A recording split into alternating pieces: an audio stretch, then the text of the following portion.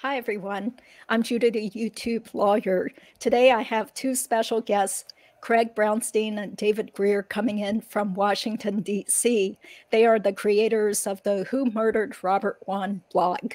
And this is very timely because finally there's been some more attention to the murder mystery involving my friend Robert Wone, who was stabbed to death in August of 2006, and no one has actually been held accountable for his murder. So I'd like to welcome Craig and David to the show. Thank you so much for your time, for being here. Glad to be here. Thank you for organizing this. Yeah, thank you for inviting us. Yes, and due to my internet sleuthing, I found out that Craig has had a very distinguished career. He worked for C-SPAN and was also a producer there for a total of about 15 years before he switched to working for public relations companies, correct?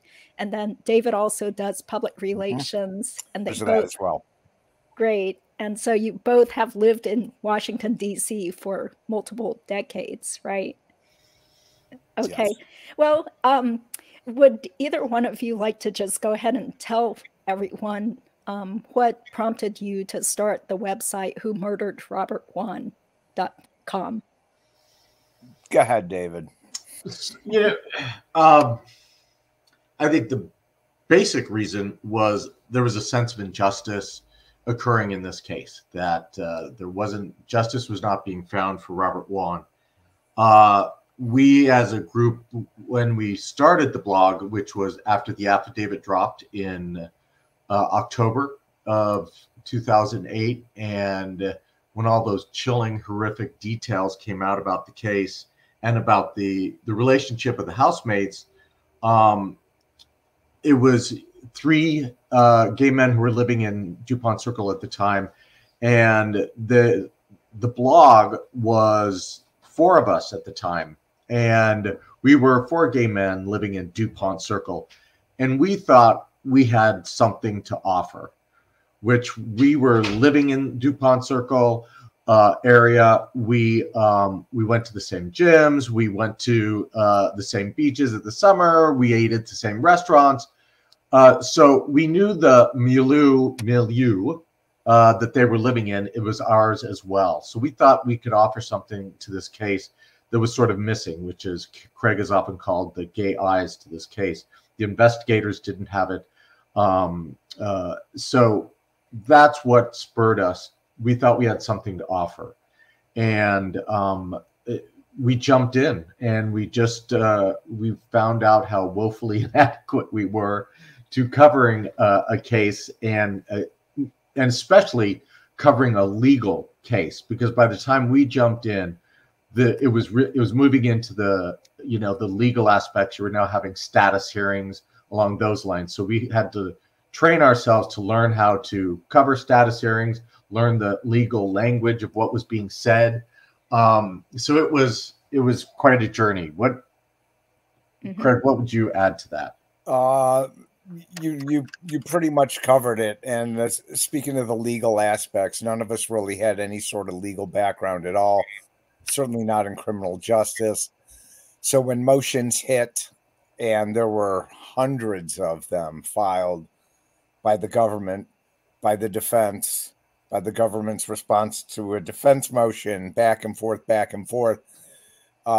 very complicated, but through the help of a lot of attorney readers who we communicated with offline, they helped us digest and process the legal maneuvering so we could write smart sounding posts about what was going on in the latest filings. And those went on for, well, all the way through the trial. They were still filing motions.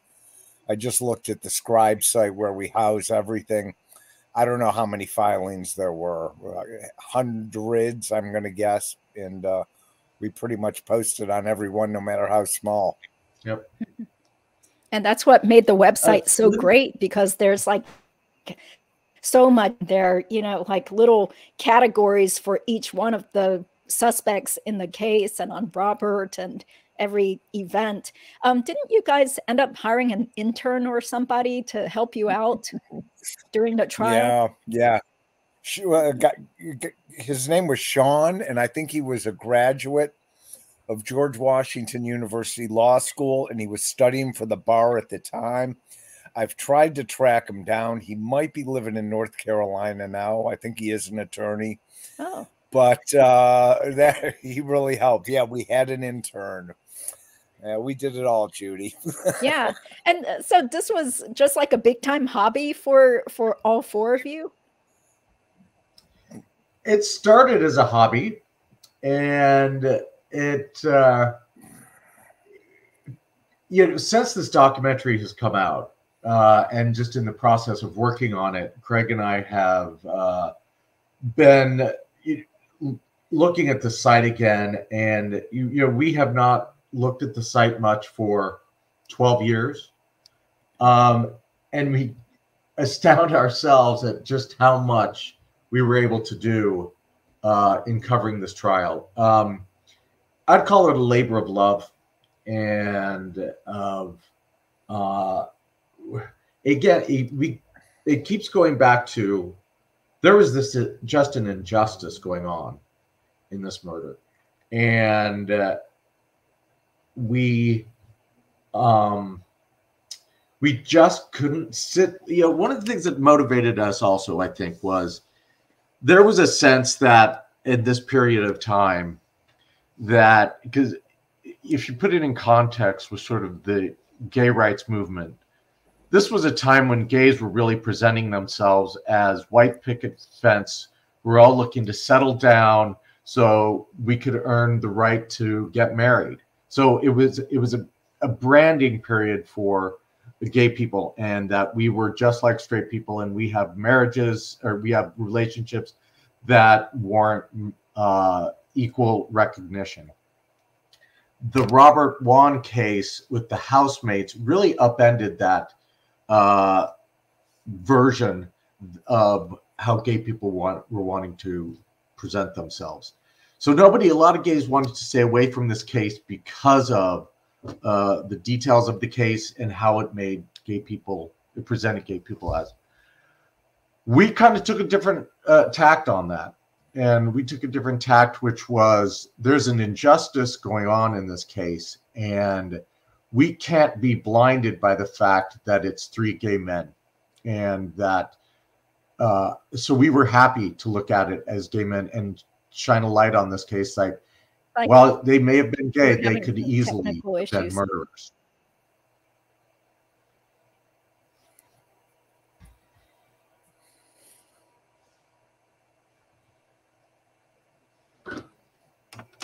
Green did put up a recent post where you're saying you're going to be talking more about the documentary.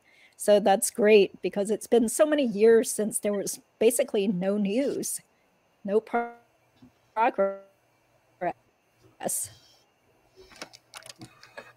Nope, none at all. And there's still this came. Oh, yes. Are you still there? Oh, I'm still here. Yep. The documentary, okay. It came along at the right time, I guess, even though many years have elapsed since the murder, since the trial, since all the legal proceedings. As an old football coach of mine used to say, better late than later. And the producers did a good job shining the light on this. Mm-hmm. Yeah. Can you tell us about what your involvement was with this Peacock documentary? Either one of you. Well, they reached out to us probably about a year and a half ago, I think late 2021, to let us know it was in the works, that they got the go-ahead, the greenlit funding, whatever was involved in starting the production. And that could have been October, November, maybe of 2021. And they were doing their research, and by April 2022 is when we sat down on camera with them for nearly an entire day. I think we spent 8 hours on that set, and probably sitting in front of the camera for 6 hours. and we were called back for 2 additional tapings. They got footage of us at Robert's gravesite, which I have never been to. David was there years and years ago with Doug and Michael. And then an additional taping of one night of exteriors in front of the house on Swann Street. Yeah, and, so interesting. As I mentioned, Doug and Michael, I should probably just say at the top here, those were 2 of our colleagues and partners and friends and who we lost along the way. Michael Kremen, very instrumental in getting the blog up and the site up and making everything happen, passed away in 2018. And Doug Johnson, who was my long-term partner at the time and later my husband, passed away just about a year ago in February 2022.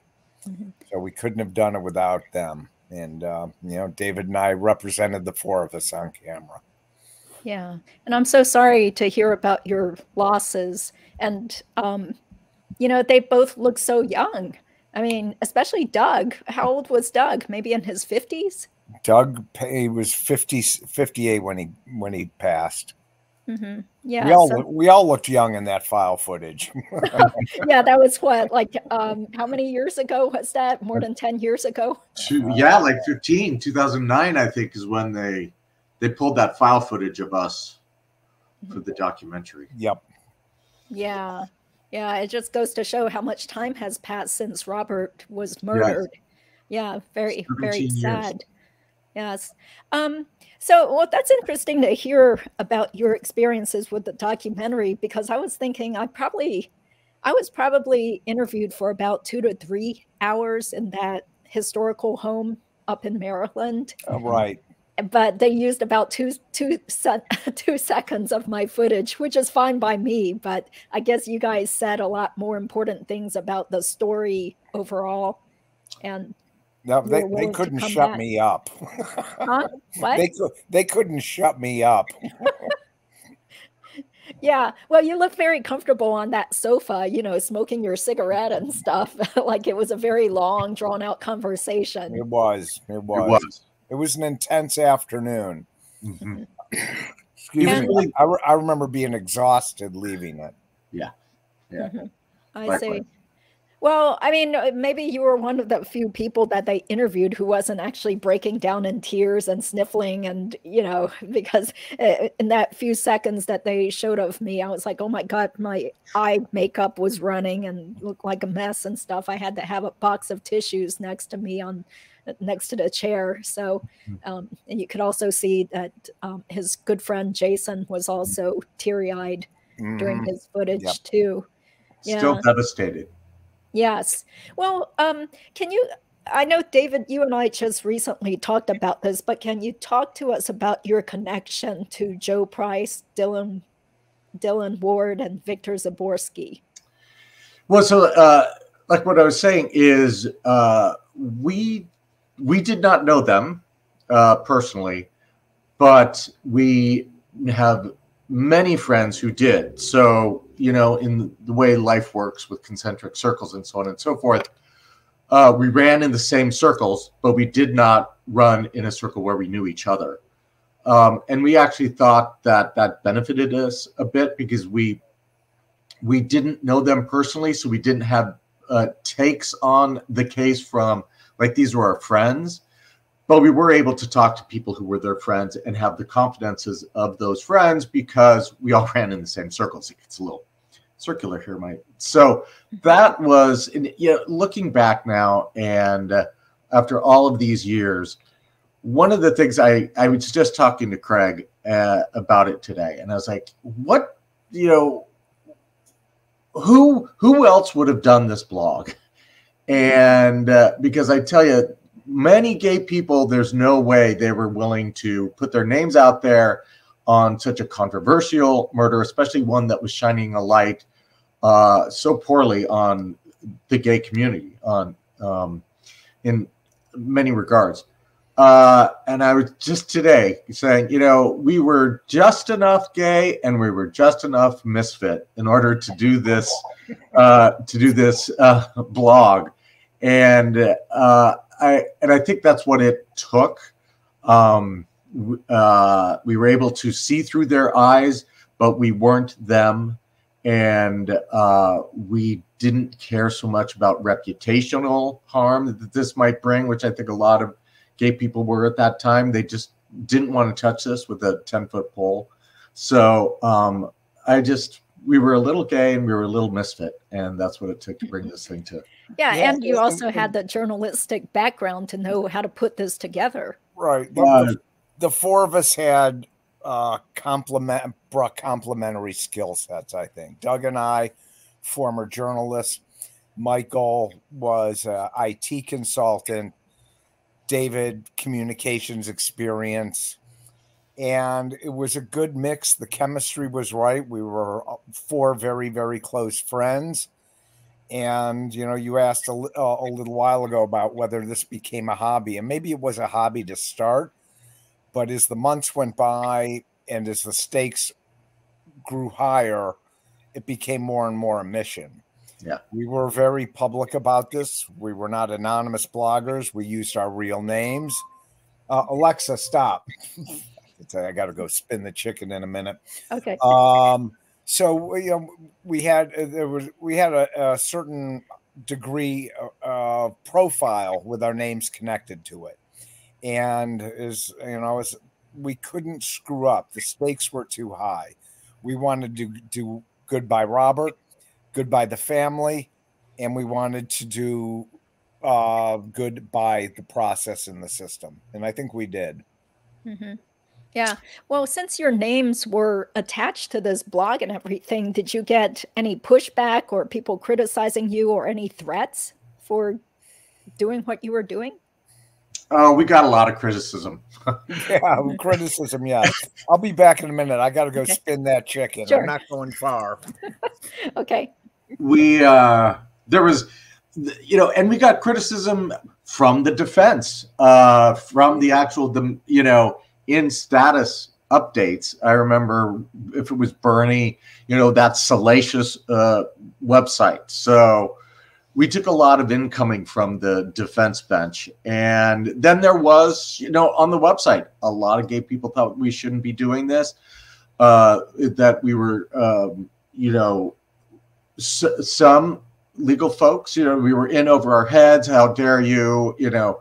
So we took a lot of criticism for doing the site. Equally on the opposite side of the ledger, so many people were they were happy to see that there was a website that was trying to keep this in the front and, you know, in the fore and in the front of people's minds. This was a case, as you know well, Judy, you know, after the murder and the sort of the investigation went cold, it was just silent for, 2 years. And so we really wanted to raise it above the level that it was getting. It was right now in the metro section at most. One of the things that we also thought was, sadly, Robert being an Asian man tends not to get the coverage if you're not a young white blonde girl who's 6 or 28, so that it's easy to have those cases overlooked. And we wanted the victim in this case to not be the reason it wasn't getting covered. We wanted this case to be heard and seen because, again, I keep going back to this. The injustice in this case is overwhelming. Yes, yes. And just recently, I was looking at that old article from the city paper where you and Craig and your friends were all featured. And it seems like you guys held a vigil or something a few years after Robert died to bring flowers to 1509 Swann Street. On the 3rd anniversary, I think, of the murder, we did. One of the things that having skills and expertise in media and communications was being able to do activities that would attract media attention. And that was always done to bring attention to the case. And we always thought, and we continue to think to this day, and including with the Peacock documentary that just came out, There are three people in that house who know what went down that night, and one of the best ways is through heat and light, and to keep the heat and light on that case is the best way to solve this case. Mm-hmm. That's right. So how did this article end up being written? I'm showing it on the screen now from the city paper back in 2009. Right. Like, that did was you an early contact one. your connections? That was what was the date on that? That was February 2009. August. August. Oh, no, that's after the third anniversary. 4th. That was 2009. well, we were pretty well read at that point. I think we were in the bloodstream, and also I mean, I was working in a PR agency at the time, and doing a blog is no good unless you have people reading it. I mean, you can do good work, but you certainly want an audience. So I think we did very measured, excuse me, promotion on behalf of the site and the case.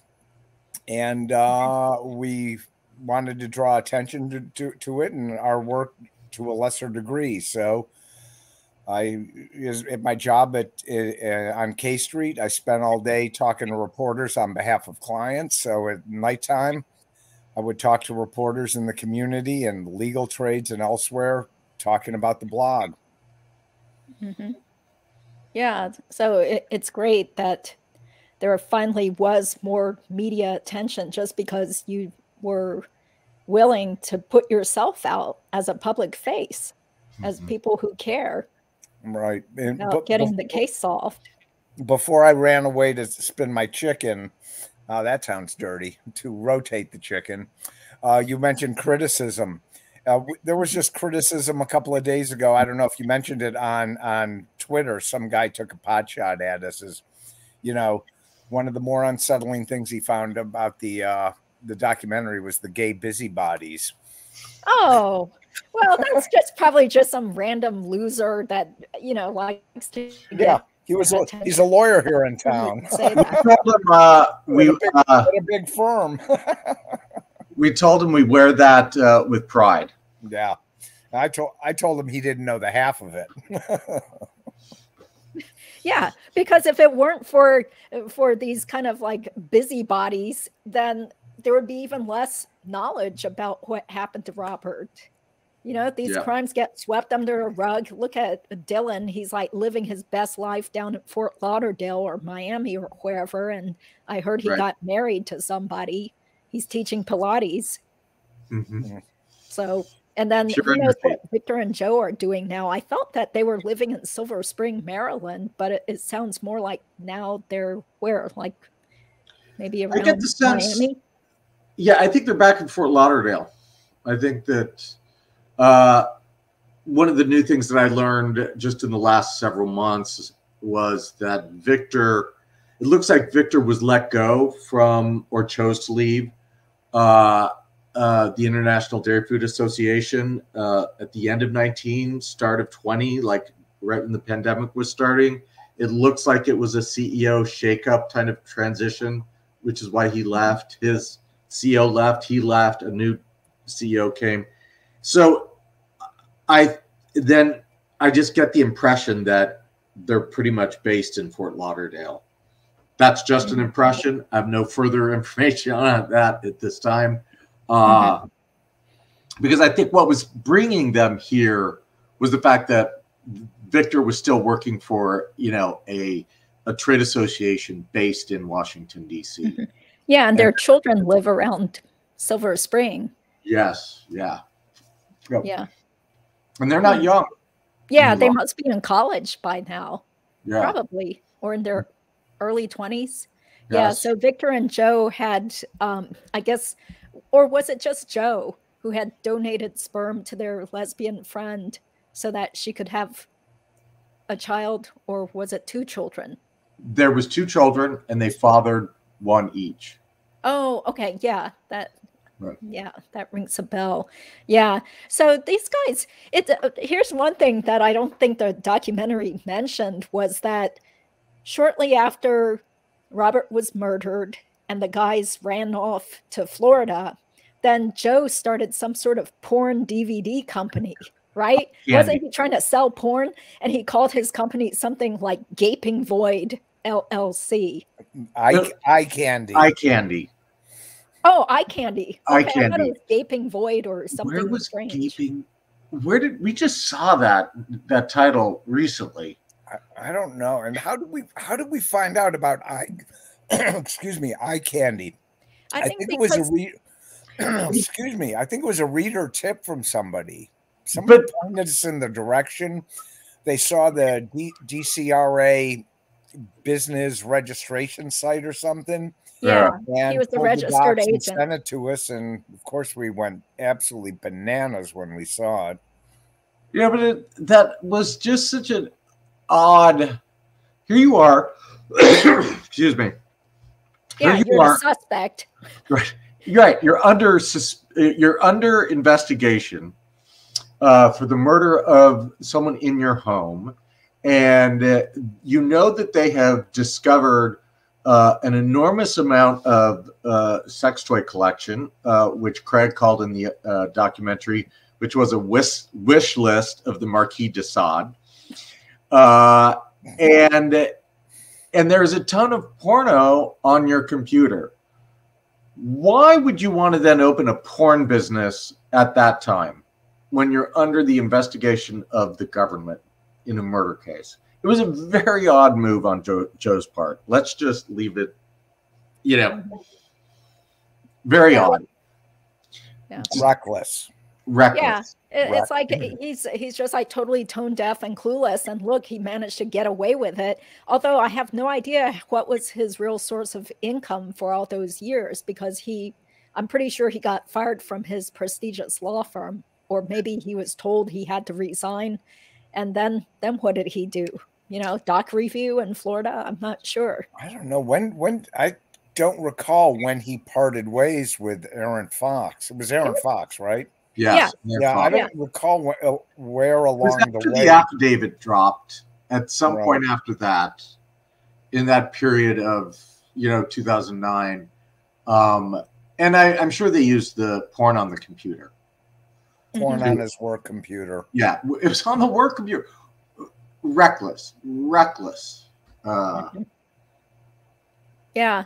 So if he's still down in Florida, as far as I know, Joseph Price, he changed his name to Joseph Ray Anderson, and he still has an active Florida bar license.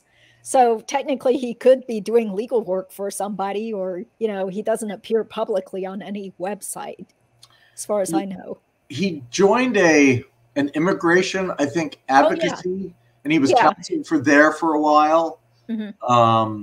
But it looks, we don't see a full-time employment that he's had, and he could be doing doc review. Yeah, it could be, or who knows? Maybe he still has some friends in the legal industry who will let him do work, and they don't put him on their website. Right. But Dylan still appears on that Pure Pilates website. Have you guys seen that? Yeah, his picture and his bio is on there, and he has changed his name. It is now Dylan Thomas. I wonder if that's. I don't think it is. I think he had changed the name before the marriage. So correct. Right. So he's now Dylan Thomas, which for those who don't is also a famously Irish poet. Was he an Irish? Yeah. What a way to make yourself unsearchable, right? To pick a name of Dylan Thomas. So sneaky. Yes. Yeah. Let's entertain the people out there with Pure Pilates website. Obviously, this business does not care that they are hiring and giving business to someone who is one of the #1 suspects in the murder of Robert Wone. Look here, Pure Pilates is now offering a tower class for men. Pilates was developed by a man, Joseph Pilates, and was taught as a strict conditioning regime to the German army during World War I. Okay, so here he is down here. Dylan Thomas, instructor. Dylan Thomas is a former bookworm who discovered the joy of Pilates and never looked back. Although he is still working to build his elusive powerhouse, he can now sit up straight, roll like a ball, hang like a squirrel, and perform a great variety of movements that make him feel strong, alive, grounded, and present. Well, isn't that wonderful? Also a licensed massage therapist, Dylan meets lots of people who experience daily aches as well as chronic pain and stress. He knows Pilates can help, and that's why he became a teacher. One of the things about Dylan, Craig and I have talked about this, before and during the trial, the reputation of Dylan was sort of as this cosmic waif, just sort of drifting through life. A smart, very intellectually curious person. He Georgetown School of Foreign Service. Then he moves to China, opens a publishing house, the House of the Tiger Ant. Then he comes back. He kind of gets bored with that. Now he's going to be a chef and goes to the Culinary Institute of America. Then he gets bored with that. Now he goes to Simmons College to get a master's degree in children's literature. Then he moves to Washington, begins a relationship with Joe Price, starts working at Equality, Virginia. He really bounced around. He never really focused on a job. Since he became a massage therapist, I think, after the murder and the trial. Since that time, Dylan Thomas has settled down and stayed with one career for the past 17 years. And I think that's, what finally made him settle down and not, be the waif drifting through life. I'd love to know that. Mm-hmm. Yeah, well, people were wondering, how did these guys afford such expensive attorneys? Well, Dylan's father is a very renowned cardiologist in Tacoma, Washington, Needham Ward. Mm-hmm. So he might still be working. I Googled him recently. It doesn't seem like he's retired. So it seems like Daddy was the one that funded all of these hobbies, with Dylan jumping around from different schools and, going to culinary school, massage school in Thailand after Robert was killed. He just seems like your typical spoiled rich kid that couldn't find his way and probably had a drug problem and depression, or who knows what other mental health issues. Right. Well, we wondered about, how they footed the legal bills, because that defense did not come cheap. Joe was a partner at a firm. He might have salted some money away. Victor, we heard his parents mortgaged their house and mortgaged pretty much everything to pay for his legal defense. Oh, okay. Yeah. I had no idea. Yeah, I don't recall who we heard that from. And again, it was 15 some odd years ago, 12 years ago.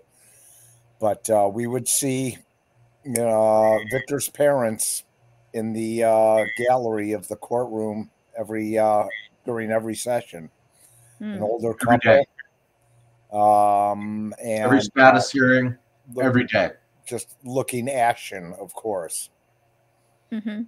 I see. Well, in terms of Dylan's parents, when I watched a documentary, I was kind of surprised to hear that Dylan's mother got up there on the stand and was testifying in her son's defense and claiming that she had taken away that knife that prosecutors suspected was the actual murder weapon. So, maybe I did hear that, but it was so long ago. It was interesting to refresh my memory about these things. And I think that sounds like BS to me, because why would you take away part of someone's culinary kit if you were going to send it to them as a gift? As a gift? Yeah, that was his gift, was a culinary arts kit. A gift to somebody who graduated from the Culinary Institute of America.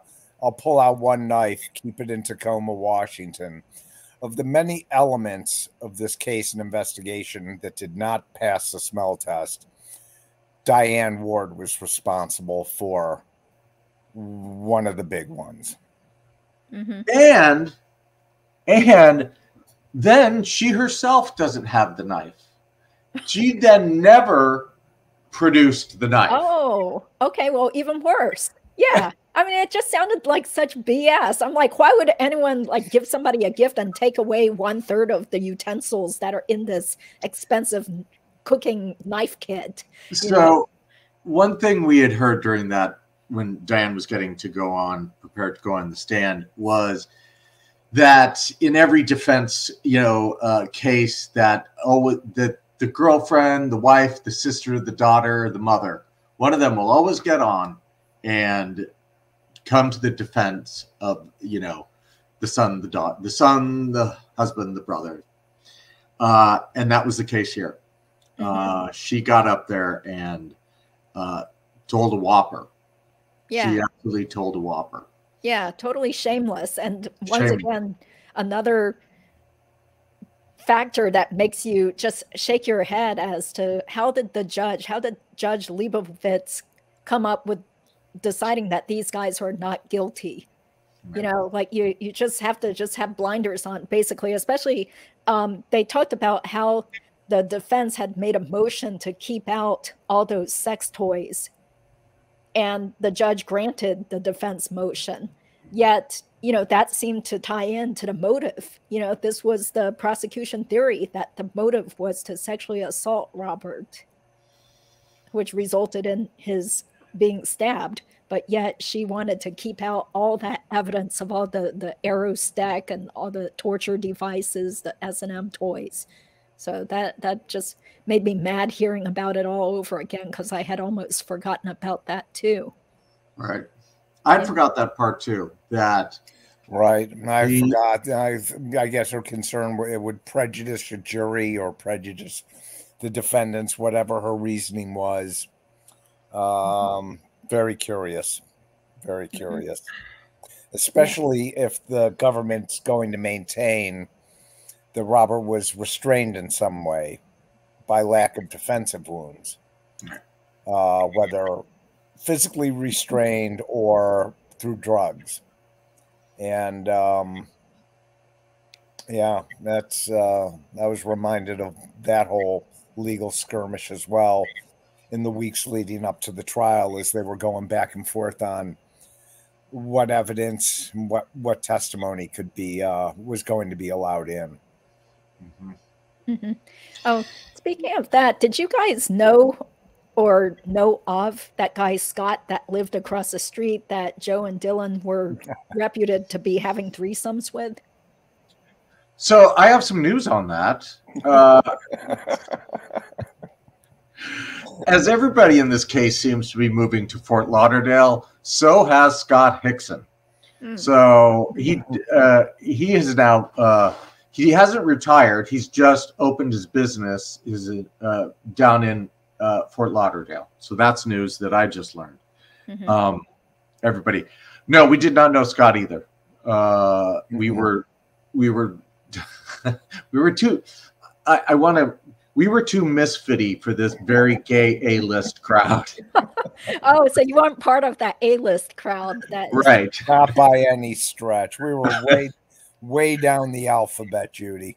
Right. We were gay D. Right. But Scott was not subpoenaed. Scott did not talk to the grand jury. I mean, what was his involvement with the actual legal proceedings? I don't recall. He testified. He was called into court. He did testify in court, and he testified to their relationship. And he really didn't have that much to offer, except that he saw what was going on the night of the murder. He was able, because his house is literally across the street. Oh. Right. From 1509. And he showed up the next morning. Yes. At the Violent Crimes Branch in Anacostia. Yes. To pick up the boys. I thought Lisa Goddard. Lisa did. And didn't we call that the Mercedes meeting? Right. That they had a conversation, Joe and Scott and others, in the back of his car. Boy, I don't remember that. I'm going to have to go back and read this blog. And then that's after that when I think Joe came back in and said, actually, I did pull the knife. Yeah. So he switched his story at that time.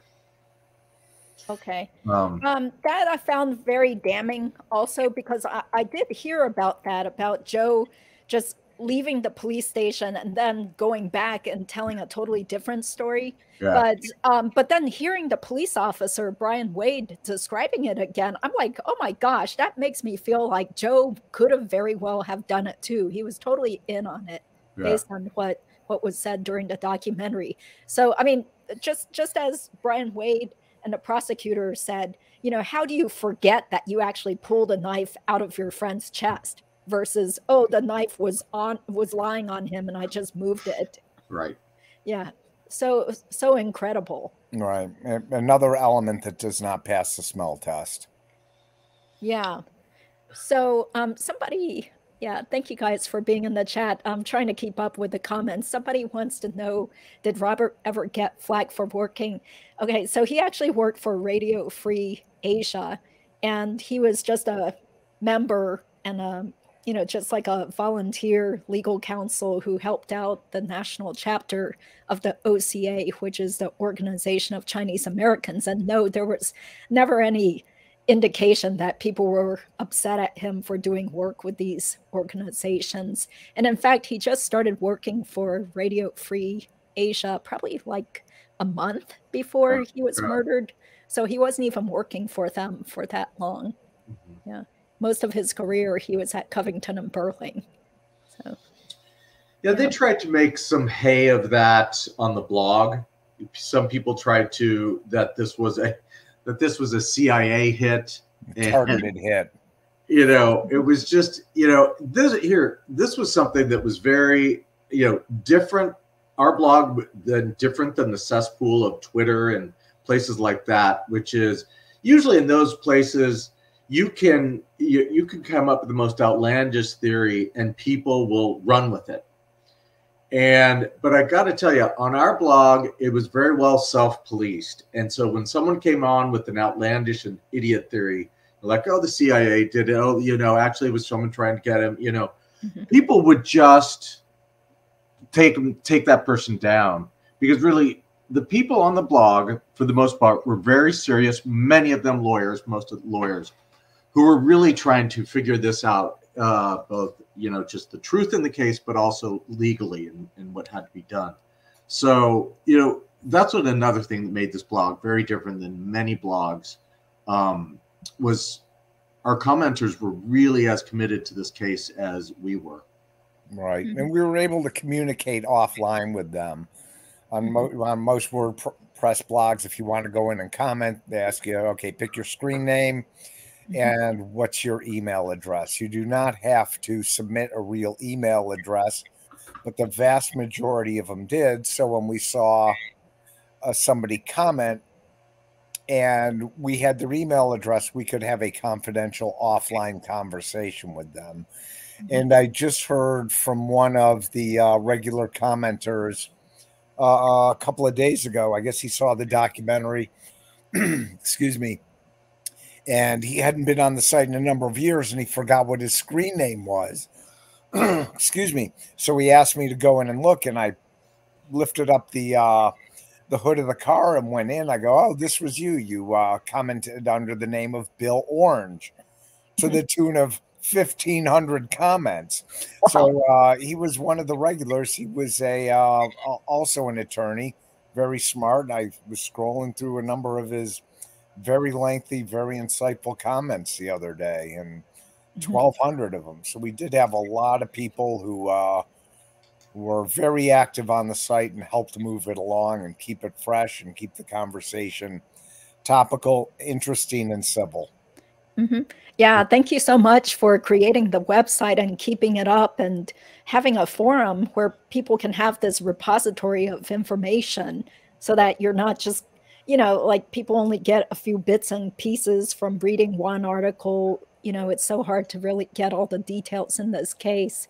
Oh, here's a question from Dawn. Thanks for being here. Sorry I'm late. Have you addressed a brother, the phlebotomist? So what do you guys think about that? Because some people were thinking that maybe Joe Price's younger brother, who is a drug addict, allegedly, Michael, might have been involved that night. that Robert was murdered, but the documentary made it sound more like Michael wasn't involved. What do you guys think? Well, you know, it's just one of those many questions hanging over it. I'm thinking the documentary framed it as he had a solid alibi that evening, and they couldn't necessarily dig into every aspect of it and go down every alley and avenue. He had some sort of alibi for the night of the murder. I don't recall what it was. He was at home with his partner. It was his partner who was his alibi. And Lewis was his alibi, and that was accepted. And Glenn, the prosecutor, did not pick it apart or go after it. I don't think they compelled him to testify or subpoenaed him at all. So he was, relegated to being a downstream player in all of this, though very peculiar timing in terms of that being the only phlebotomy class he missed the entire session was on the night of the murder. Very curious indeed. So yeah. I think that, it's a good question, Dawn, and we've all thought about it a million times. And there wasn't that many classes. Yes, we all raised our eyebrows when we heard he missed it that night. Also, if I'm correct, I think the class was like from 5:30 to 8. So even if he had not missed it, everything that happened that night happened after 8 p.m. So if he was involved, he could have gotten there. I come to think that the missing the class that night is not as, it's more noise. It's not a signal in terms of figuring this case out. Wow. Craig's also right. Michael is has a severe drug addiction problem.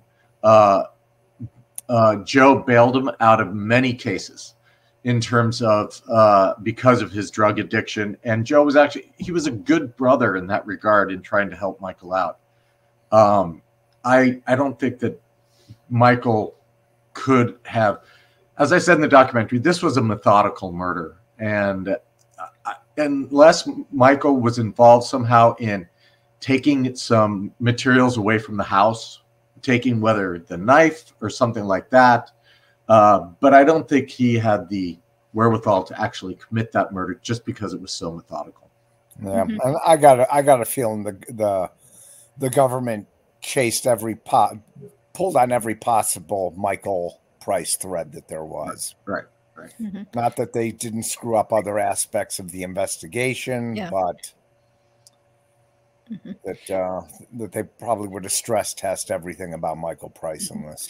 Well, the documentary also said that they looked at his cell phone records, and his cell phone was never anywhere near 1509 Swann Street that night. But once again, that's not definitive, because he could have left his cell phone someplace else and then run off to 1509. And they make that point. Yeah. In the doc, that he could have easily left it there. So to your point, it's really not evidence one way or the other. Yeah. So just so many questions, but here's another thing. I think the documentary gave off the impression that it was totally last minute for Robert to decide to go over to Joe's place.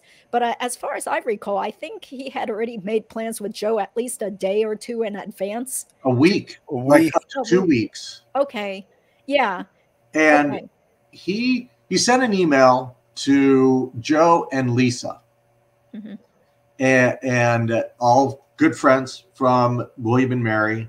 And he threw it out there like, hey, I want to come in. I want to see the late night staff at Radio Free Asia that night. I'd like to stay the night. Can one of you host me? Okay. And Joe got back first.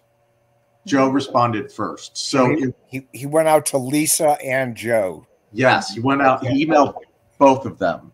And so it was not even like, he didn't even do you know what I mean? He wasn't specific to Joe. It was like, hey, can one of you host me? Which kind of, this whole like, he just wanted to go over to Joe's that night. And then, was it you, Jody? But he had to be reminded the morning of which house he was going to be staying at, because he had forgotten. Uh-huh. And his wife had helped him pack up his clothes, and she Right. said she thought it was a great idea because she thought Joe was such a good friend. And they could catch up, and they had a potential business opportunity to work on. Yeah. So there were reasons, because even when I first mentioned this case to one of my relatives, she was like, but I just want to know, like, why did he have to go over there? Why did he have to go over to the house with the 3 guys? And I'm like, well, because he was going to be working really late, and he never drove into DC. He lived all the way in Oakton. So he just wanted to crash at somebody's house. And Joe was supposedly one of his best friends from William and Mary. Going back 10 plus years. Oh, yes. He was a best friend at that time and up until that night. Yeah. Or at least a good friend, very good friend that they kept in touch. They were so close to all those people in that secret service fraternity that they were in. So that's why also I thought it was really interesting to hear from the perspective of Robert's friends who also were friends with Joe.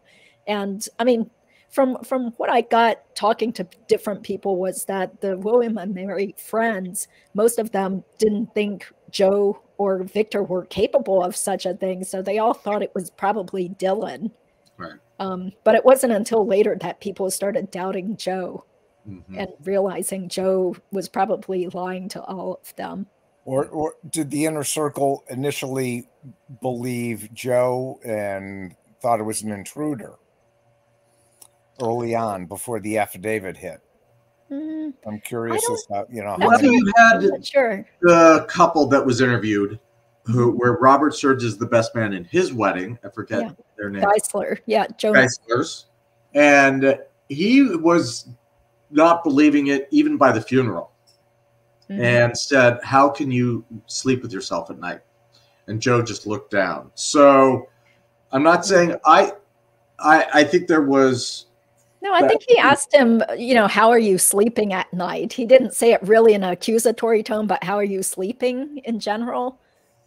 Oh, I took it as an accusatory tone. Okay. Yeah, maybe I'll have to go back and watch it. It was open for interpretation. Yeah, how are you able to sleep with yourself at night? I don't know. And he said that Joe just looked down. If it was not accusatory, Joe would have been, I think he would have answered that with a... to say like, yeah, I'm not sleeping well, or it's really hard. Yeah. Right. Yeah. Well...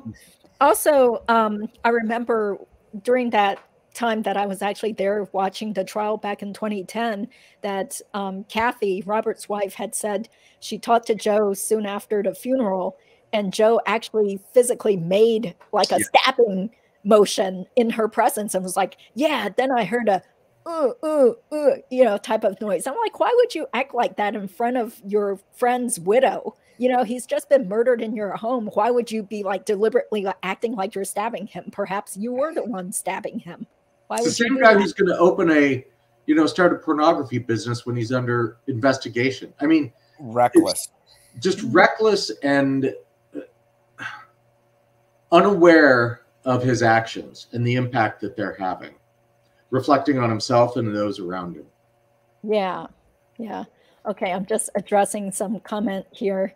So it was Jonas who made that comment to Joe when they were pallbearers at Robert's funeral, or made some comment to Joe about, how are you sleeping at night? And is Jonas the Geisler? Yes, the one with the wife who was sitting next to him. Okay. Yes. Well, it sounds like your person may know. And does she think that was an accusatory comment?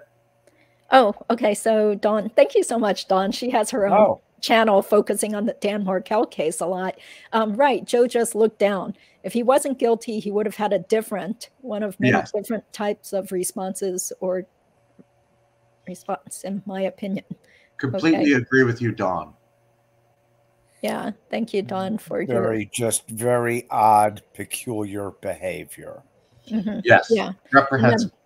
Then the thing where they mentioned how Bernie got a call from Joe within just a couple of days or a few days after Robert was murdered. Well, and also that then Joe characterized, I need a street fighter. Mm-hmm. Why would he say that? Yeah. Right. You say, like, I didn't do this. I'm really worried that I'm being accused of a crime I didn't commit, and I don't know who did it. Exactly. I mean, even that, I was like, that's an odd term to use if you're innocent. Yeah. Well, what about Joe's interrogation?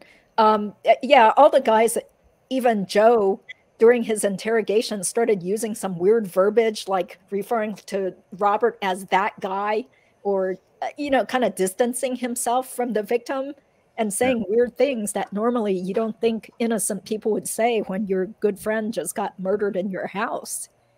Both Victor and Dylan distanced themselves from Robert. Victor was, he's really Joe's friend. It was very strange. And Dylan, I barely knew him. And then you see all the photographs, the 30th birthday party, holding the cake for him.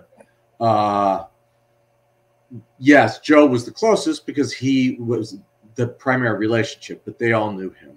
Right. And that just goes the peculiar language used in the police interrogations. And we got into it a little bit in the documentary, the peculiar language that Victor used on the 911 call. Luckily, I've never had to make a panicked call to EMTs or anything like that. But the choice of words, the construction of what he was saying and sharing on the phone with the dispatcher, again, very peculiar and fails to meet the smell test. Yeah, like saying they had one of our knives. It was an intruder. Like even saying intruder, like who uses that term anyway? Right. You would say somebody ran in and killed, stabbed my friend. Exactly. Yeah. And what time is it? What time is it?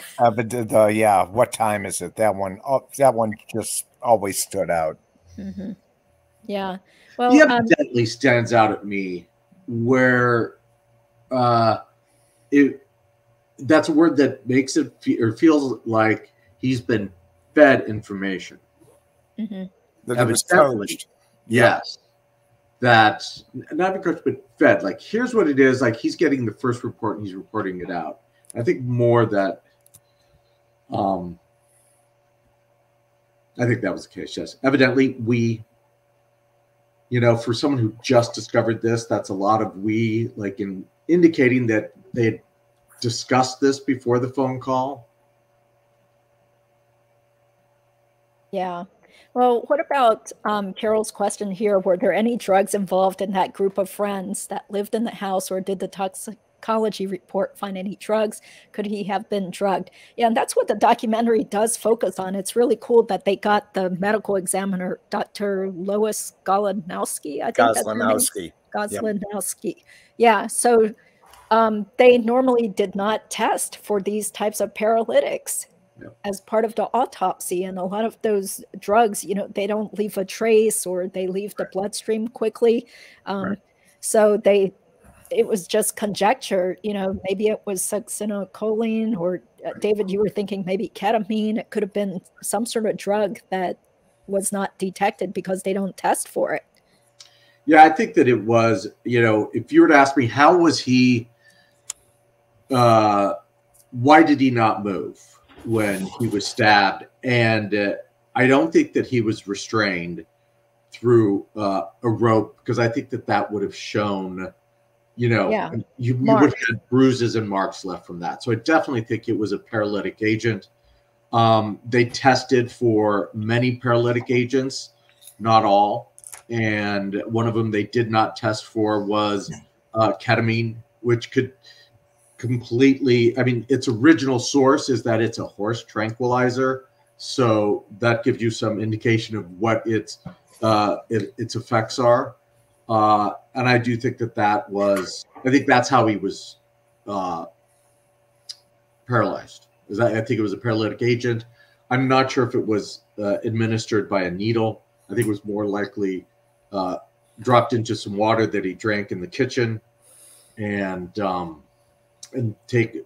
took what, 5 or 10 minutes to kick in, and things went from there. Okay. Yes. Thank you. I agree with you, David. Okay. So motive, and this kind of goes along with Angela's comment here. And I'm not sure how much I can really say on YouTube because I don't want my live stream shut down. And we are talking about some things that are sexual in nature and stuff. So, so I think that was the motive. The motive was that Joe and Dylan were into S&M activities and they had been looking for other partners. And maybe they got all excited when they found out that Robert was going to come over to stay the night. So, you know, the theory is that he was incapacitated through some sort of drugs, and that there was that Aerostech stimulator toy that Dylan had in his room that is something used to make cattle ejaculate or something, that could have been used on him due to the findings on Robert's body, which, again, I don't really want to get into graphic detail because I don't think YouTube allows that kind of stuff. So not during the family hour. Yeah, I don't know how many kids are really watching this, but yeah, there are certain things that we can't really talk about too much on YouTube because it could get the live stream shut down. So all to say about that is your commenter, yeah, that's a $1 million question. That's $1 million question, and it has not been answered properly by anybody in 17 years. Yeah, but I mean, I think most likely that was the motive. That you know, why else would you have, like, you know, why would this person wind up being murdered in your home after most likely being sexually assaulted also, especially after two of the guys were known to have been looking for more partners to take part in their S&M activities. So Don says, the idea there was no sign of struggle just sickens me. He had to have been paralyzed. I was thinking the same. He came in, had a beverage. It all happened so quickly. I think the murderer was either under influence of drugs or had some type of psychotic episode. The murder was so gruesome. I don't think a random thief intruder would commit. That's right. I mean, it was very telling. I liked seeing that part where Glenn Kirshner was back in the house and he was demonstrating how absurd their story was. Like, why would an intruder come in through the back where there's a 7-foot tall fence and not even disturb the cobwebs or the pollen or the dirt, and then doesn't even come in with their own weapon, but decides to choose a little knife from the people's kitchen and then go all the way up the stairs and make a 180-degree turn away from Dylan's room, you know, go all the way around the bed to stab Robert and then run away. Robert's just going to lay there while this unknown person comes in. Robert's going to have no reaction. Just let this person walk in with a knife. Is just going to lay there. Right. Yeah. The streetwise New York City kid. What we told you? Who carried 2 wallets on himself at all times, and had a baseball bat under his bed. Yeah, I mean, very bonkers. The story that has 100% bull. Yeah, I'll leave the not to mention the fact that, you know, if it were an intruder, then how did Robert wind up being sexually assaulted so quickly, and then the person also then just runs out without stealing anything of value, even though Robert's wallet was right there, the BlackBerry was right there, he had a Movado watch that was right there on the table, totally undisturbed, nothing was taken. Nothing. Never passed the smell test. Yeah. So, yeah, it's just too bad that, you know, that YouTube has these rules and stuff. So I once had a live stream shut down because I was talking about this K-drama where the people were in law school and discussing RAPE. So since we were talking about that, then my live stream got cut off. So, yeah. It's hard to believe these suspects had no other incidents of this nature over the years. Good observation. And which makes you think that, again, which is something blew up in that relationship that night.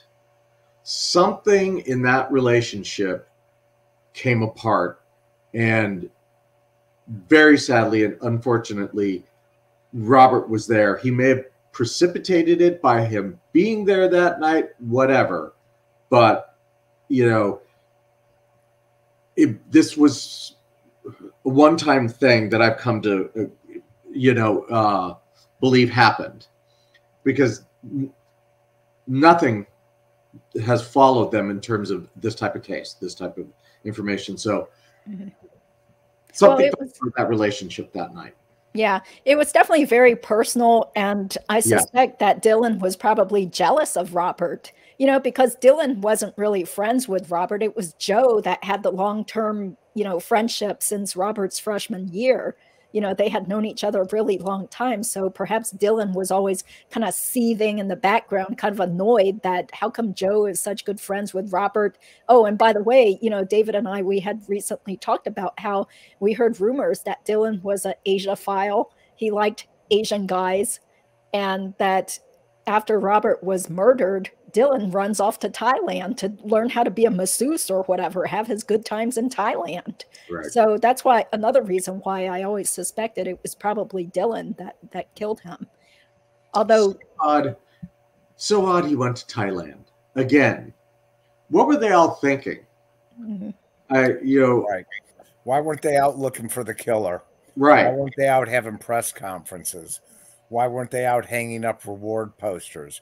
Why weren't they sharing everything they had with the police and being active participants in the investigation? Why did they clam up and go underground? Yep, exactly. They weren't there at that press conference back in 2007 trying to bring more attention to the case and try to find the murderers. No, they were the focus of it. They were the subject of it. As Eric Holder said, and as Kathy said. Yeah. Slightly different topic, but the documentary didn't seem to mention Sarah Morgan. Remember the roommate that lived in the basement? Word.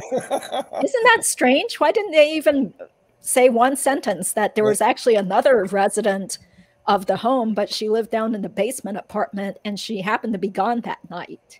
And again, so I talked with a good friend of theirs, and what brought us together was talking about the documentary. And we were talking, and Joe and Victor and Dylan were a family, but Sarah Morgan was in that family too. She was, to folks that may be listening, she was the downstairs roommate that rented a room in their place. And it has been said during our blog, but that she was Victor's eyes and ears on Joe and Dylan. So she is a critical person in this case. Also for folks that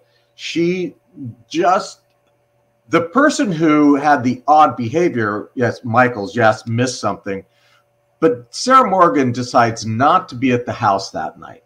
I think that's more signal than noise than Michael's. A very rare instance, if not the only time she had an overnight engagement somewhere else. What adult professional who at that time was on the staff of the House Financial Services Committee, a very high profile and very big responsibility job, who's having, sleepovers at your friend's house in the middle of the week? On a school night. All right. On a school night. It's just, that is really extremely odd. She's never talked deeply about it. She moved out of the house. She never went back to the house after that happened too. She moved out. She never went back. All of those housemates, nobody went back to that house after the murder. They all moved out. Granted, it was being torn up, but no one went back to that house.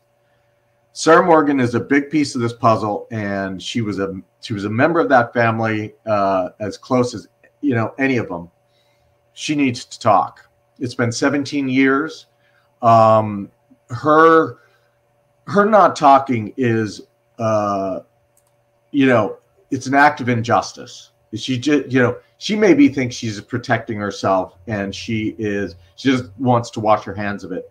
She can't. She knows too much. Sarah Morgan needs to talk. Right. She was certainly not there on the night of the murder. She can't say what happened during those 79 minutes, but she could provide very important and illuminating insights to the state of the relationship, what was going on in the house in the days and nights leading up to the murder, where Victor was away on a business trip, Joe and Dylan were alone, up to who knows what.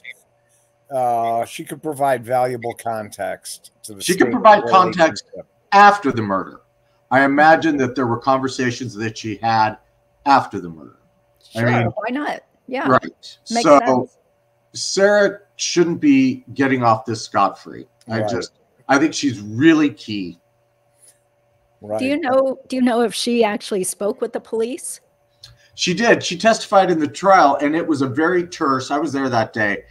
The main thing that Sarah offered was that when they were living on Capitol Hill, the three housemates, that Dylan told her he would be replacing Victor in the relationship. Oh. So it was sort of establishing that there was a competition for Joe's attention in this relationship, and there was friction between Victor and Dylan. But outside of that, Sarah has not really produced a lot. Right. And Sarah and Victor were particularly close, right? Sarah and Victor, yes. Sarah and Victor, tight. She was Victor's friend in the family, and she was the eyes on Joe and Dylan for Victor. Mm-hmm. Right. Interesting. And we always speculated, and it was pure speculation, but we always wondered why Victor cut his work trip short and came back to the house early. Whether it was hours early or a day early, I don't think we know. Mm-hmm. But we always wondered, if Sarah reported to him on what the previous days and nights might have looked like, if there was crazy activity in the house between Joe and Dylan and maybe a third or a fourth. And Sarah told Victor, you might want to come home. It's getting a little weird in here. Weirder than usual. Interesting. So do you guys know? Just guesswork. Yeah. Do you know if Sarah is still around DC? From all accounts, we know that she's been here up through, I think, a couple of years at a minimum. I think she went to some financial trade association. Mortgage bankers, I think. I don't think she went to mortgage bankers. Wasn't them? No. I don't think so. Mm-hmm. I would have known if she went to mortgage bankers. Mm-hmm. Yeah. So interesting that they didn't even mention her in the documentary, if she might be someone who has a lot of information that she didn't really divulge. Okay. So Chen wants to know, or says, I have not seen the documentary. I sort of remember from the news that the knife used came from the same house where Robert was murdered. Yeah, that's what the prosecution believed, was that it was more likely a knife that came from the culinary kit that was in Dylan's room, and it was missing because the knife that was found planted next to the bed where Robert was found, they don't believe that was the actual murder weapon because of the length of that blade and the fact that it looked like blood and had been wiped onto it with a towel. They found some white towel fibers, but didn't find any fibers matching the shirt Robert was wearing when he was stabbed. So the judge did not buy any of the government's arguments about the knife, the missing knife, the tampering, the smearing of blood, what have you. She did not buy a bit of it. Mm-hmm. I don't know if it failed to, obviously failed to meet her evidentiary standards, but whether, the government just did not properly present it right, sell it properly, or they just were unable to connect the dots. I just don't know. Mm-hmm. Yeah, I feel strongly that if it had been a jury instead of that judge, that a jury would have found them guilty. But instead, they got away scot-free. And it's so frustrating that, it was just basically in the judge's hands. You're not the only one who believes that. And I think Glenn Kirshner, the prosecutor, touches on that, several times in the documentary, about making that mistake. And then also leading into, he thought that this was an argument that would resonate with the judge. Lack of evidence is the evidence of a conspiracy.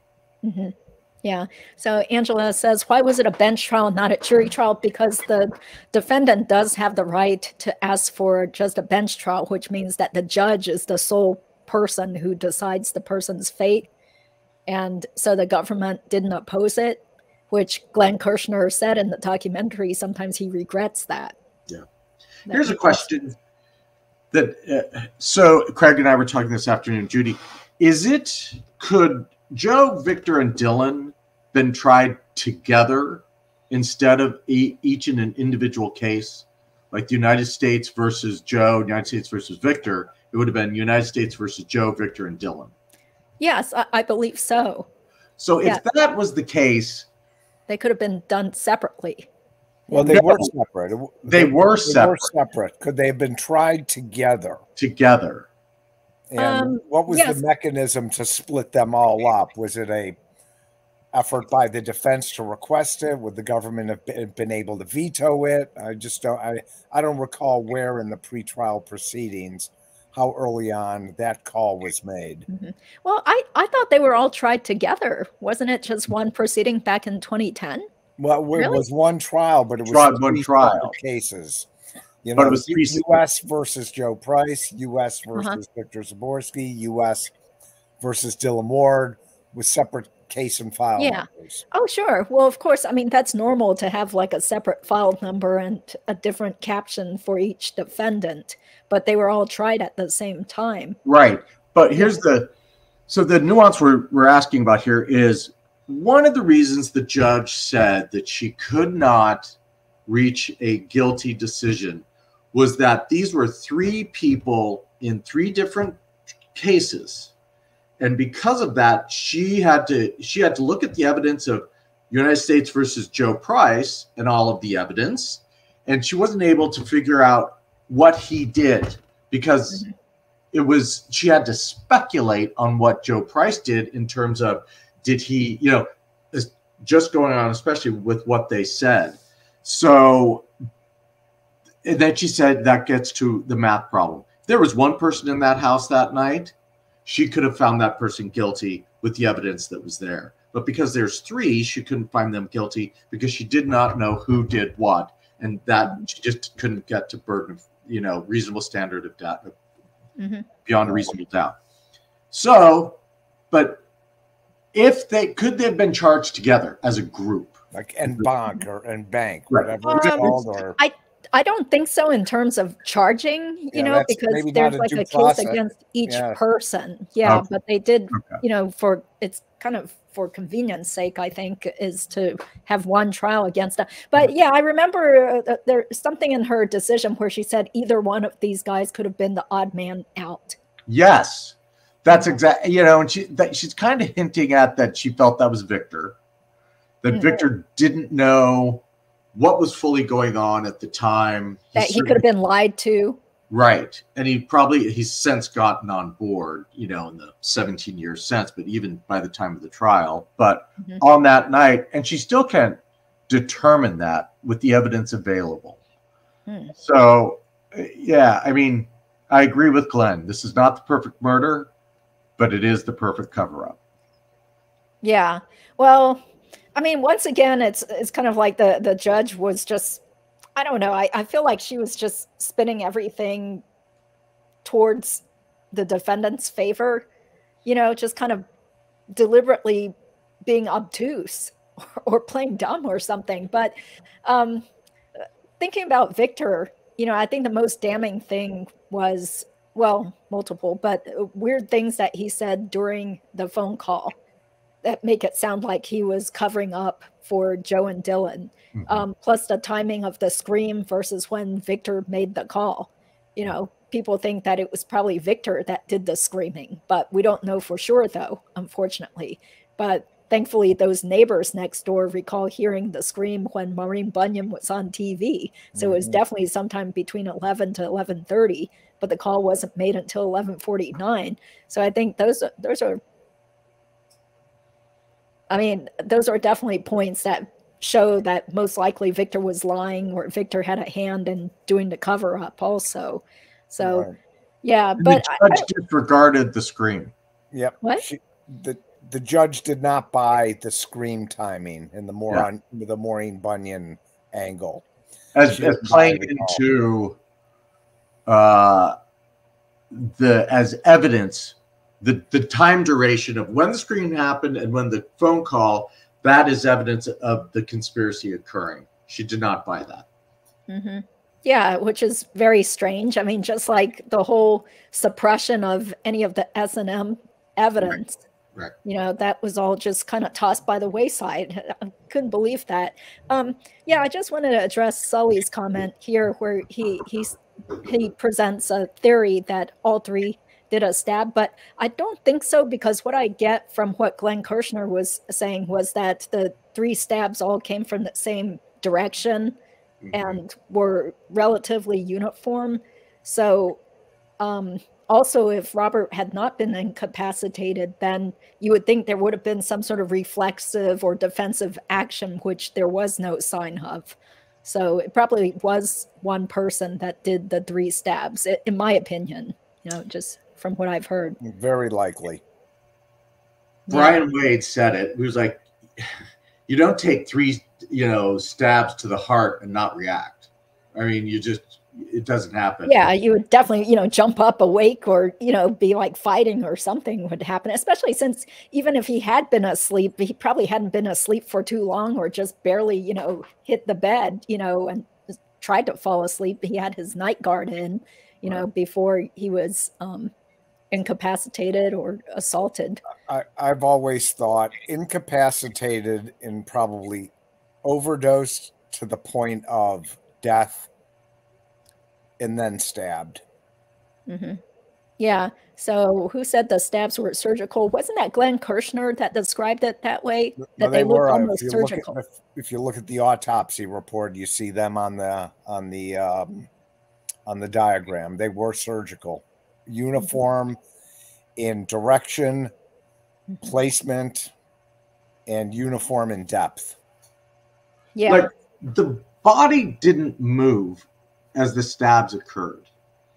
Again, how did that happen? Right. If you stab somebody who's asleep, they're going to react. They're going to flail. Right. Mm-hmm. No defensive wounds on the hand. None of the marks, what they call them, tailings or whatever, that are just like the fingerprints of stab wounds. They happen all the time in stabbing cases. Mm-hmm. Not here. Yeah, that's right. He had to have been absolutely incapacitated to the point of either near death or he was dead. Mm-hmm. Yeah. Okay. Dylan didn't help the paramedics when they arrived. He entered his bedroom and closed the door. Yeah, so that was interesting to hear directly from Mr. Baker, the EMT guy who first arrived. Yeah, very haunting. And one thing that, one small point, and I recall whether it was in the affidavit or it came out later on, but Wade, the EMT, Jeff Baker, did not say it in the documentary. Dylan comes out of his room, says what's going on, and says what's going on. That Dylan walks back into his room. Apparently, I think Baker said he just pointed to the guest room and then walked back into his room. Mm-hmm. What the hell, Dylan? What's that all about? Mm-hmm. Very odd, very peculiar behavior. Mm-hmm. Just doesn't add up. Yeah. Yeah, and they kept showing that actor who was supposed to be Dylan, coming out of that room with the towel on his hips and, just really creepy looking. I appreciated the reenactments in the documentary. I sometimes don't, but I thought they were very minimal in what they did.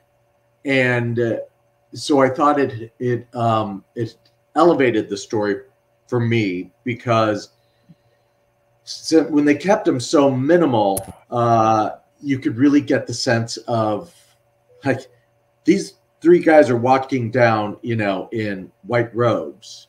He's coming out of his bedroom just with a towel on.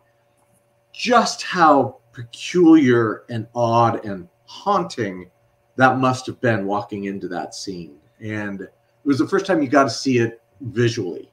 You've read about it, you heard about it, testified. But I thought it really did give the the haunting aspect that it clearly is. Yeah, and they showed that over and over again with the 3 guys, the actors pretending to be the 3 guys going down slowly down the steps with their white robes on.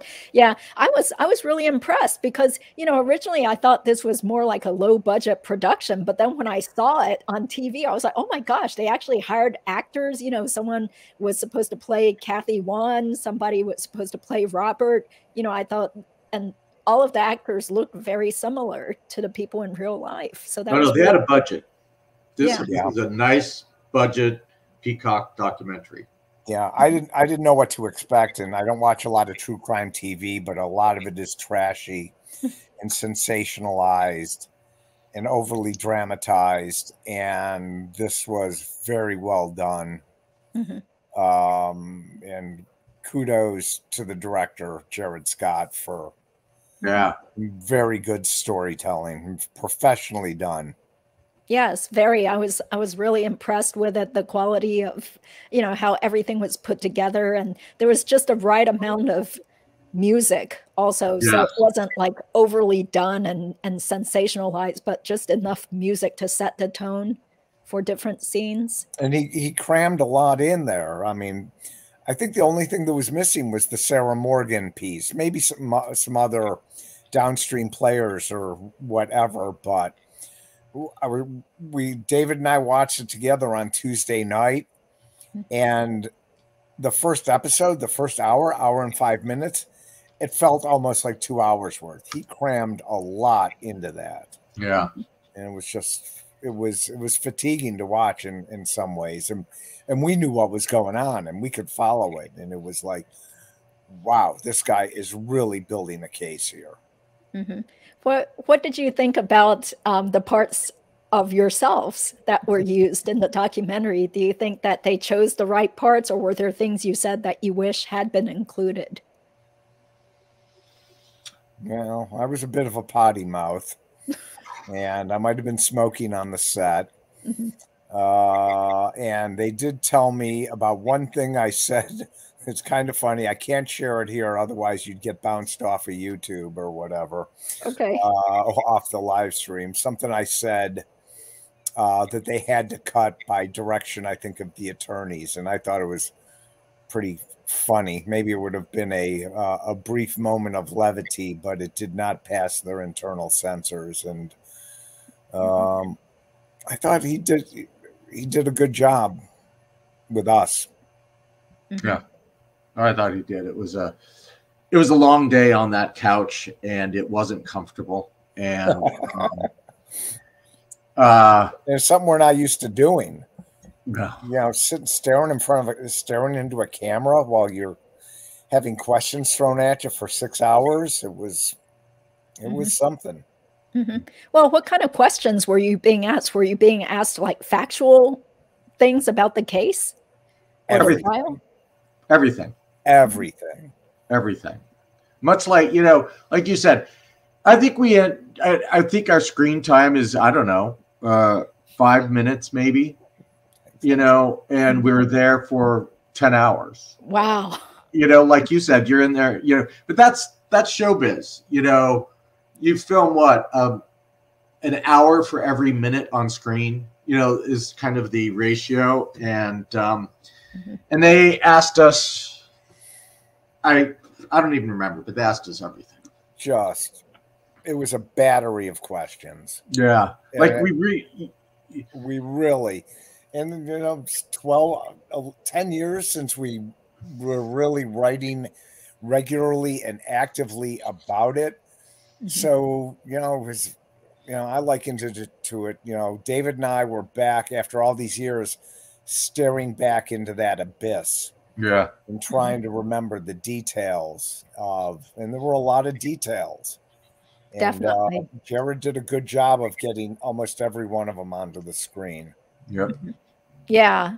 Yeah, exactly. I mean, they were asking me all sorts of questions. I'm pretty sure I did go back and read over some articles and things to try to prepare, because I didn't want to look totally stupid or say wrong information, you know, on the camera.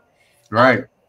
what about, you said there was a totally different time that they got together with you guys to go to the cemetery to visit Robert's grave. So how did that come about, and how was that experience? Was it your idea or their idea? It was their idea, and it was summertime. We did the first taping in April. I think we went back to the cemetery 2, 3, 4 months later, I'm guessing, for additional taping. In the heat of August. It was like August. They had us walking through that cemetery, which when you're trying to look good while walking in, you know, lumps of grass and it was really tough.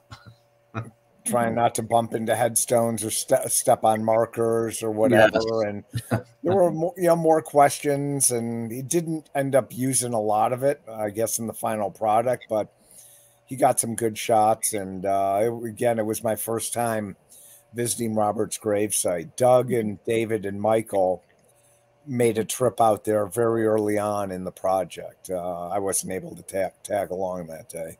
Mm-hmm.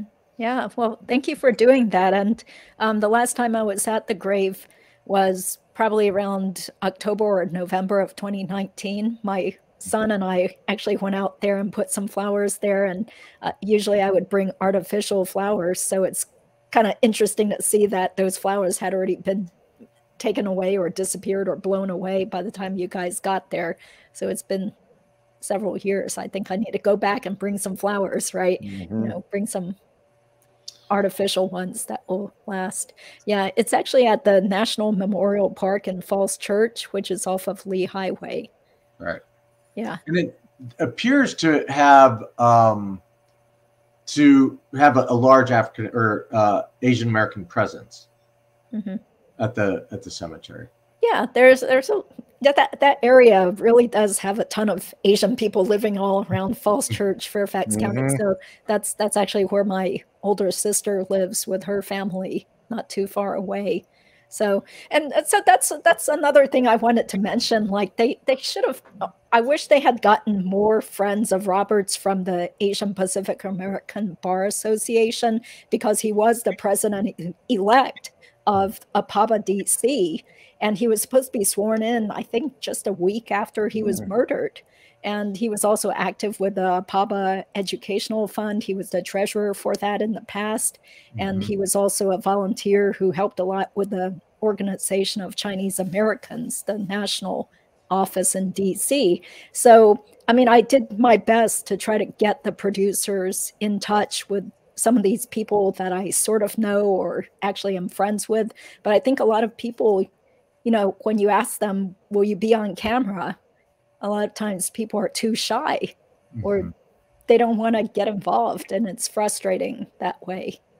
Yes. Right. There were probably a lot of folks from either William and Mary or Robert's Law School, or folks at Covington. I just heard, I think, offline or maybe in a comment of somebody who started at Covington the same day as Robert, and they worked together for a year or so.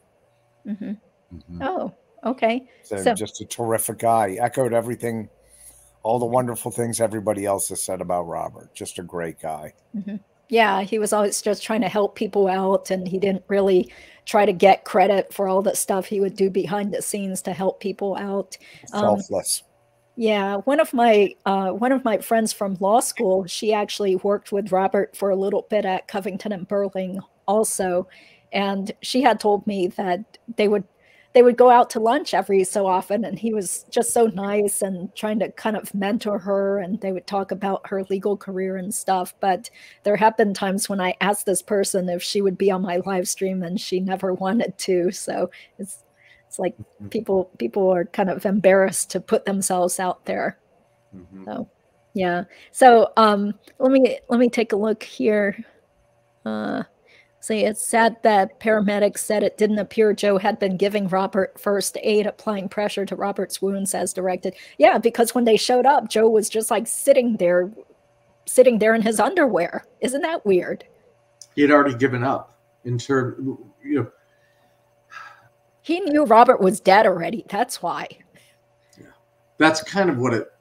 You don't want to accept that, you know, from your best friend, good friend would do that. Because if you're really actively, you know, pressing on a heart that's been stabbed, that thing should have been soaked with blood, and it wasn't. Right. Yeah. They showed many shots of that towel that was supposedly held to Robert's chest, and there were a couple of blood spots on it. Not what you would expect from somebody who took 3 stab wounds to the chest. And you know, and Joe did not need a 911 dispatcher to tell him how to do first aid. Joe was an Eagle Scout. Okay. Yeah. And also, you know, I tend to give a lot more credence to the medical examiner as opposed to some paid hack like Henry Lee, who wanted to claim that the blood was just like reabsorbed by his body. You know, I mean, who are you going to believe? You know, people who are paid to defend the defendants versus, you know, the actual person, the medical doctor who has done thousands of autopsies and is just doing her job. Right. Yeah, so, that was never sufficiently answered for me on how much blood was spilled out versus how much blood was found in Robert's cavities internally. And they never really squared that circle. Nope. You know, you just kept hearing, you know, Glenn and the detective saying, "Where's the blood? Where's the blood? Where's the blood?" And Goslinowski did offer in the documentary, she did offer a quantity. I don't recall whether it was pints or a percentage or what. Either way, the judge didn't buy it. And that's, again, weird. It's like, was the judge just willfully blind to a lot of this stuff? It's just bizarre how she came to her conclusions. But I thought Goslinowski said that 2/3 of his blood was missing, was not accounted for, that so much of the blood loss had occurred that he only had about 1/3 of what you would expect in someone. So that's why I do think that you washed it down the tub. You know, was something done in the bathtub? Or, you know, who did someone take away the evidence for them? Yes. I don't know. Right, because you look at the blood spots on the bed and on the towel. I don't know what the capacity in pints of blood, what a human carries around with them, but I can't imagine that those spots would have reflected 2/3 of a person's blood supply. Well, to your point, Judy, the dogs did not alert for blood in the bathtub, but they did alert out back. So maybe that's where it was, and then they sprayed that down. They watered that down, which they do note that the hose was not wrapped up in this very clean house where everything is put together, that the hose was out. So I think that is where the blood could have gone down. I also think that this is where Michael Price could have come in, which is the blood was on the towels. They got the blood, they got the knife, and they got the any sort of drug paraphernalia and drugs, and Michael ran off with that. Yeah. Boy, it's hard fitting all that in the timeline, though. Everything is hard getting into. Everything's hard to fit into that timeline, and what would have gotten washed off over the backyard drain? They wouldn't have been washing towels. They wouldn't have been. I just don't know. It would have to have been towels. Or themselves. Or themselves, yes. Which then why they're all looking fresh and freshly showered. Yeah, yeah. And Janet's saying medics said the 3 men in the robes looked like they had just showered. Yeah. Okay. Interesting. Well, have there been any other cases that you have been very interested in to the point where you might want to make a website and do all this deep sleuthing like you did with the Robert Wone case? No? I never followed any true crime before or after. Nope. Yeah. I do follow it more than Craig does. I don't obsess over it in any way, shape, or form like I did with Robert's case. But as I say in that, which is, this murder happened 3 blocks from us. We were 4 gay men of the exact same age. So there was an automatic, identification with this case. And another, as I've said, is we also just felt miserable in terms of as a case that Robert being Asian American, that as a victim, those type of cases get swept aside for the young white girl who gets murdered. And we wanted to do what we could to make sure that didn't happen to Robert. Yeah, exactly. So, I mean, it's just really wonderful to hear that regular people, people just like you and me, obviously, you can make a difference by drawing attention to these horrible criminal cases where there hasn't been any justice at all. Right. And these people are still enjoying their lives. They get to still be with their loved ones and be out and about while, Robert has been deceased since 2006, and all we have left are like, scholarships in his name. There were benches at William and Mary that were put up there, and some trees in his memory at College of William and Mary. There's a book here, which I was very happy to receive from his parents, where a lot of people put memories of him together here. But then it's I'd like, love to see that sometime.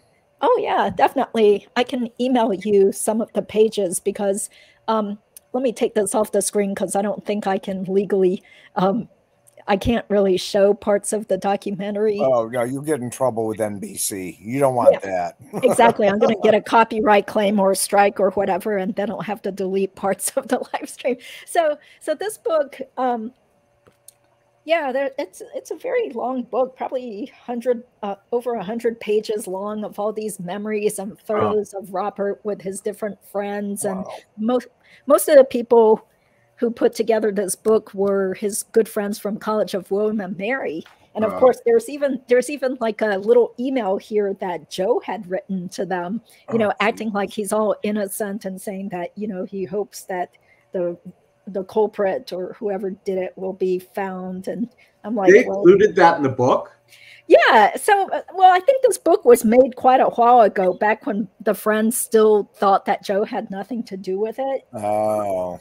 So that's why, let me try to find it because that will be interesting to read here. But never heard about that.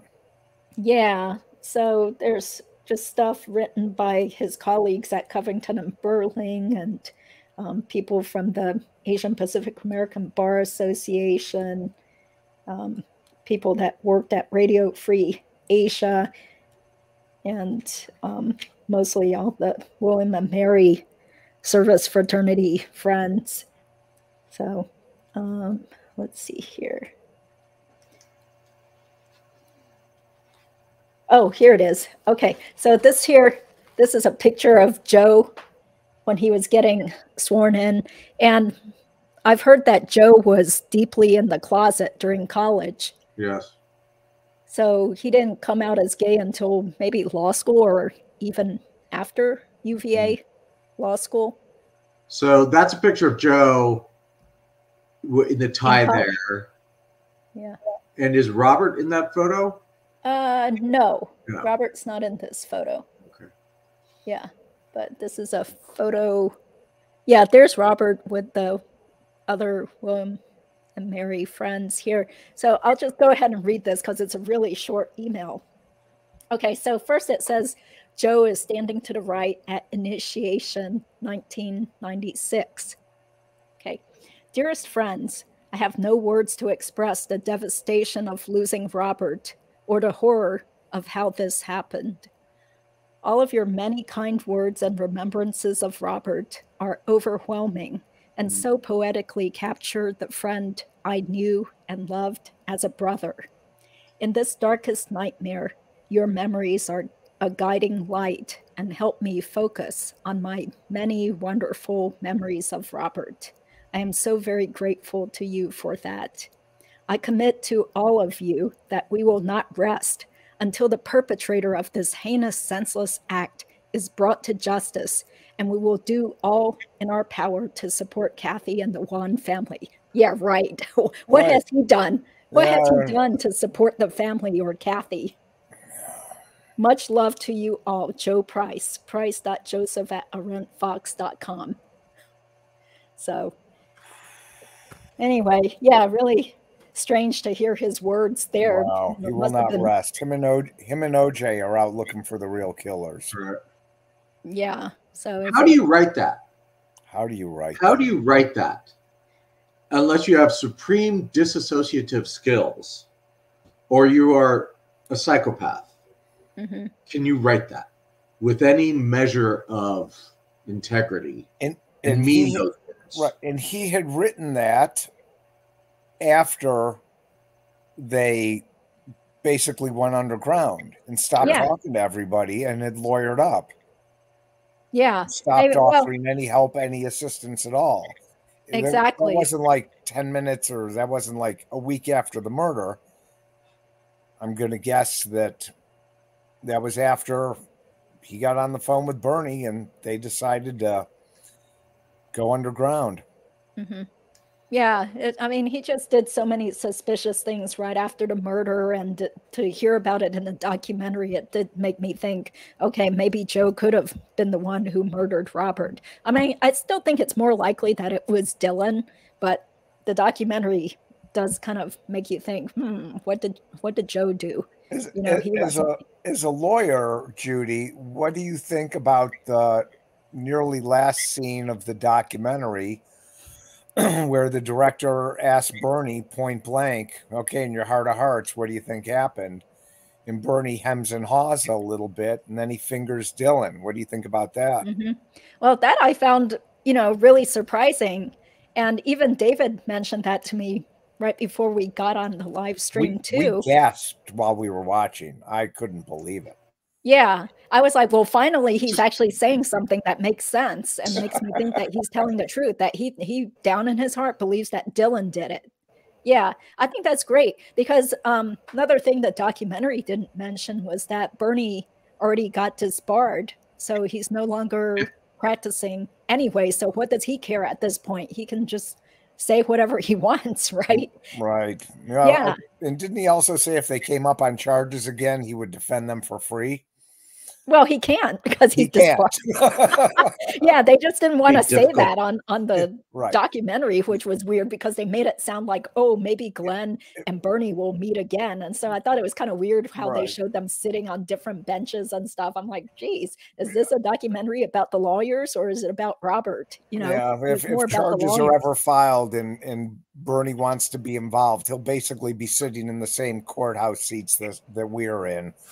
On this side of the witnesses. Yeah, he can be a consultant. Yeah, but he can't be practicing unless somehow he gets his license, returned to him or whatever the term is. Yeah, so, and plus, of course, Glenn is retired too. So it sounds like he's really building social media presence. He has his own big YouTube channel where he covers different legal issues, and he's like a legal commentator. On MSNBC, yeah. And as David and I were saying, maybe while we were whispering during commercial breaks during the presentation of the documentary, Glenn may not get a chance, or maybe no prosecutor may get a chance to prosecute a murder case here, but Glenn was prosecuting a murder case on television, and the jury was the American people. Mm-hmm. Yeah, so it's really good to see that Glenn Kirshner is still out there. He's educating people about different cases. And I think he did about as good of a job he could, given the way the judge was ruling and given the mishandling of the evidence by the police department too. So, okay. Well, any other last closing thoughts? I'm sorry to keep you guys for almost 2 hours now. Oh, that's okay. Glad to do this and glad to chat with you. And thank you for your participation in the documentary as well. Yeah, yeah, it was, I felt like this is something we have to do. We have to do this for Robert. So, you know, I have often felt like, well, geez, people who really knew Robert would probably be like, why is she talking about it? She barely even knew Robert. But, you know, somebody's got to be talking about it, you know? And I've tried to reach out to people who knew Robert better than I did, but none of them wanted to ever talk on a live stream or get involved with that student that was trying to make a podcast, you know, the Peacock TV stuff. So, I mean, it's great that they were able to get Robert's closest friends to take part in the documentary also, because I had never heard their side of the story really. So, right. Yeah, I think about it, and Craig and I, you know, we thought that this was a 6-month commitment when we started this blog in December of 2008. We thought that it would go to trial because the affidavit dropped, and it would, you know, 6 months, you know. And then when we found out it was going to be another 1.5 years before the trial, we just looked at each other like, what have we gotten ourselves into? I didn't think that 17 years later I would still be talking about this case. But it shows you that when you do commit to sort of searching for justice, that it is a long pursuit, and we're committed to it. So that's why we do anything we can to keep the heat and light on this case, because that's how it's going to be solved. It's going to be solved with someone said something and someone overheard it, or someone's going to have an absolute, you know, a night of the dark soul, and they're going to come to an act of conscience, and they're going to bring it forward, whoever that may be. But what's going to cause it is the heat on this case and the light that these things bring. So in that regard, Craig and I are going to stay at it. We're going to stay at this case. We do it also in honor of the 4 of us who started this blog, our departed blog mates and editors. And we love what you do, Judy. You are an exemplar. Like you said, you may not have known Robert as well as others, but you care just as much and just as deeply, if not more. So we're all in this as we fight for justice. Right. Yes. And we didn't know Robert at all, and we were dependent on people like you who did know him to help us paint the picture that we were able to share over all those many years. Yes, it's great to meet you guys through this. And I can't remember if I met all 4 of you at the trial or not, but I definitely recall meeting at least some of you guys at that trial back in 2010, but we probably only spoke for a few minutes outside the courthouse or something. So, you know, it's this case that has no real closure. So that's why I'm so glad you keep your website up. And I encourage everybody to take a look at whomurderedrobertwone.com and also watch the documentary on Peacock TV. So thank you. Do you guys want to stick around for another minute and so I can say goodbye to you personally then? Sure. Okay. Absolutely. Thanks, everybody. Thanks for tuning in. Thank you. Justice for Robert Wone someday. Let me ask you real quick. So this will be on YouTube for people who want to watch after the fact? Oh, yes. Oh, yes. Great.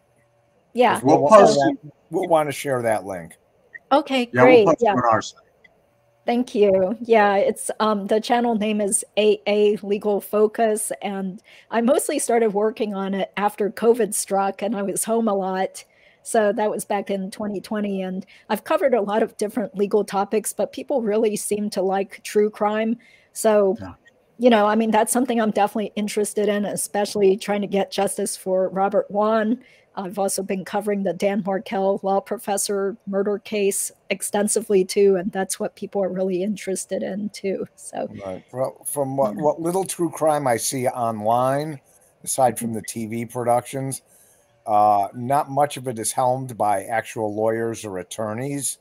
So it's welcome to see you know, somebody with legal chops and legal background to tackle these sorts of things. Yeah. Okay. Thank you. Thanks everybody for tuning in. Hope you enjoy the rest of the evening and have a great week. Okay. We'll say goodbye. Hang on there for a second though. Thank you.